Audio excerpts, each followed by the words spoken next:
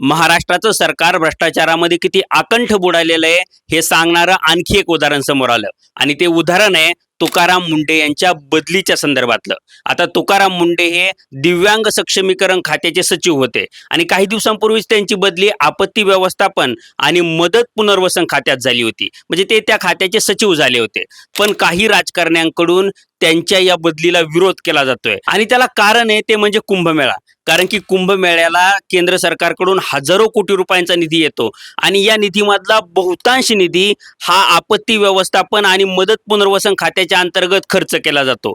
आता जर तुकाराम मुंढेंसारखे अधिकारी या खात्याचे सचिव असतील तर ते स्वतःही भ्रष्टाचार करणार नाहीत आणि दुसऱ्यांनाही भ्रष्टाचार करू देणार नाही. त्यामुळे ज्या नेत्यांना कुंभमेळ्याच्या नावाखाली आपलं उखळ पांढरं करायचं होतं किंवा स्वतःचे खिसे भरायचे होते, त्यांच्या इराद्यावर तुकाराम मुंढेंनी पाणी फेरलं असतं आणि त्यामुळं तुकाराम मुंढेंची बदली ही आपत्ती व्यवस्थापन आणि मदत पुनर्वसन खात्यामध्ये करू नये असं या राजकारण्यांचं म्हणणं आहे. आणि हे सगळे राजकारणी सत्ताधारी पक्षातले. यावरून आपलं सरकार किती भ्रष्ट आहे आणि नेते किती खोऱ्यानं पैसा ओढण्याचा प्रयत्न करतायत हे तुमच्या लक्षात आलं असेल.